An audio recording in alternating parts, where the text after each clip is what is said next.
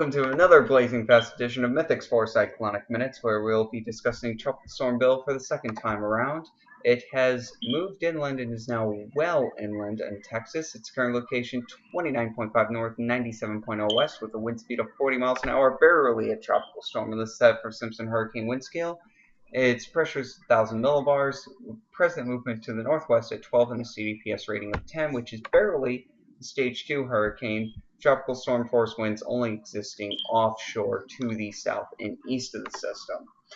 Taking a look at its current track, it's expected to move north, weaken to a depression imminently, if it's not already a depression, and continue to be tropical till about the Texas-Oklahoma border, and then move off to the north and east, where it will combine with the front low and produce potentially severe flooding pretty much everywhere along its track. Flash flood warnings are up pretty much everywhere. Taking a look at current satellite imagery, and it really doesn't look that impressive. It never really did look that impressive.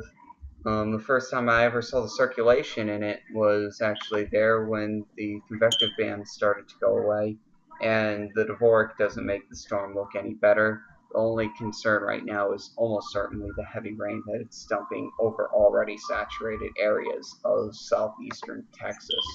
Taking a look at sea surface temperatures, which is a completely moot point now that it's inland. Sea surface temperatures are looking pretty warm, to say the least. Taking a look at the wind shear graphic, and the storm is inland. Some wind shear is approaching it to the east. But to note, there's a really big hole here in the deep wind shear layer off the coast of Florida and the Bahamas and to the north of the Antilles. I pointed towards this in my weekly Envision update. Taking a look at water vapor imagery, dry air is approaching from the west, but there's no moisture to work with. It's not overseen anymore.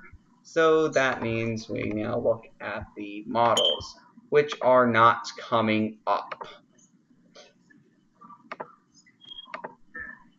So we'll change that right now. There we go. It's now working.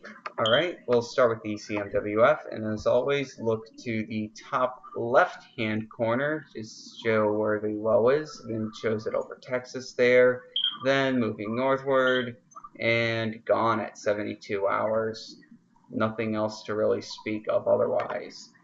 The CMC model, not even picking up Carlos either, more or less picking up Bill, showing it as somewhat of an identifiable system pretty much all the way until it's over Indiana and Illinois. The GFS ensemble model, because I can't get the actual GFS model, pretty much says the same thing as the CMC at the moment. Tracking the storm identifiable pretty much all the way until it's in New England, which is quite interesting to say the least. So getting back to the presentation, main points: tropical storm warnings remain in effect from Port O'Connor to San Luis Pass, Texas.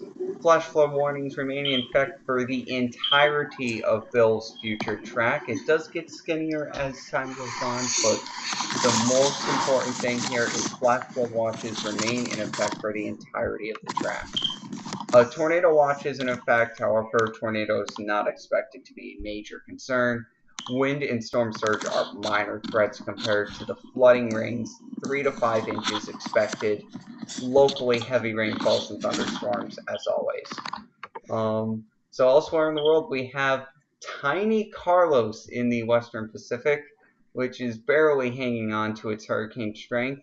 With a CDPS rating of 18, a stage 3 cyclone, it is expected to remain offshore without getting gale force winds onshore, which is quite remarkable. My next update will be about around noon, and we'll see if that's the last update or not. Till then, we'll see you then.